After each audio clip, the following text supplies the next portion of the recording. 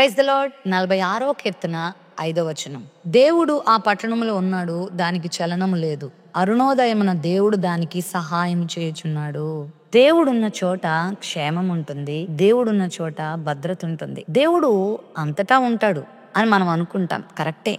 సర్వ సృష్టి ఆయనదే, ఆయన సర్వాంతర్యామి. అయితే ప్రత్యేకంగా ఆయన కొన్ని స్థలాల్లో నివసిస్తూ ఉంటానని ఆయన వాక్యంలో సెలవిచ్చారు. దీన మనసు గలవారి యొద్ద, వినయము గలవారి యొద్ద నేను నివాసం చేస్తాను. ఎక్కడ 2-3 నా నామమును కూడి ఉంటారో వారి మధ్యలో నేను ఉంటాను అని ప్రభు చాలా సందర్భాల్లో తాను ఉండే స్థలాల గురించి చెప్పారు. ఆ పట్టణంలో ప్రభు ఉన్నారు కాబట్టి దానికి చలనం లేదు.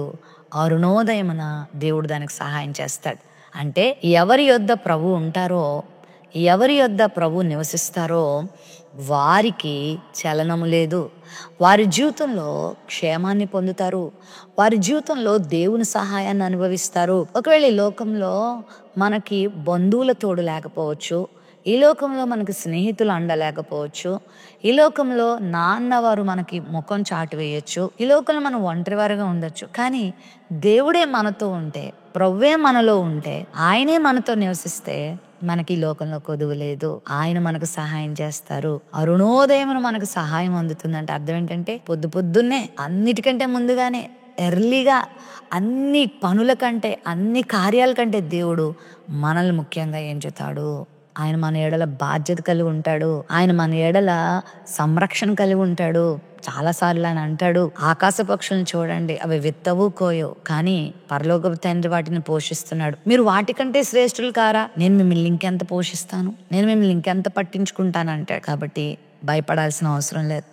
నీతితో యథార్థతతో జీవిస్తున్నప్పుడు, భక్తి కలిగి జీవిస్తున్నప్పుడు, యేసుక్రీస్తు ప్రభువును సొంత రక్షకునిగా అంగీకరించి లోకంలో దేవుని మహిమార్థమే బ్రతుకుతున్నప్పుడు ఆయన మనతో ఉన్నాడు, ఆయన మనలో ఉన్నాడు. మనల్ని ఆయన అనాథలుగా చేయడు, ఆయన మనల్ని ఒంటరివానిగా చేయడు. ఏ తుఫాను రేగినా, పరిస్థితులు ప్రతికూలమైన, పర్వతాలు తొలగిపోయినా, మెట్టలు తత్తరిలిన, సముద్రము పొంగిన, నురుగు కట్టిన, జలములు ఘోషించిన మనము భయపడము. ఎందుకంటే ఆయన మనతో ఉంటాడు, ఆయన మనల్ని నడిపిస్తాడు, ఆయన మనకు సహాయం చేస్తాడు. పరలోకము నుండి సహాయం మనకు అందుతుంది.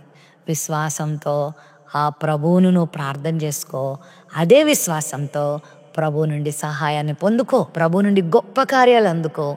దేవుడట్టి కృప మనందరికి ఇచ్చును గాక. ప్రేమ నమ్మకం కలిగిన మా తండ్రి, అరుణోదయమున నీ బిడ్డలకి నువ్వు సహాయం చేసే దేవుడివై ఉన్నావు. ఆ పట్టణంలో నువ్వు ఉన్నావు ప్రభువా. నిన్ను నమ్మిన వారి మధ్యలో, నిన్ను వెంబడించే వారి మధ్యలో, నిన్ను ఆశ్రయించే వారి మధ్యలో మీరున్నారు ప్రభువా. నీ బిడ్డలకు పరిపూర్ణమైన సహాయం నువ్వు అందించే దేవుడివై ఉన్నావు నాయనా. ఈ వాగ్దానం వీక్షించిన నీ బిడ్డల జీవితంలో నీ సహాయం అందును గాక, నీ కృప అందును గాక తండ్రి. ఈ దినం దవా వారి జీవితంలో గొప్ప సహాయమును పొందుకొని అయా నీ యొక్క కార్యాలు అనుభవించుటకు సహాయం చేయి, నీ యొక్క ప్రెజెన్స్ బిడ్డలు అనుభవించడానికి సహాయం చేయమని యేసు నామములో ప్రార్థిస్తున్నాం తండ్రి, ఆమెన్.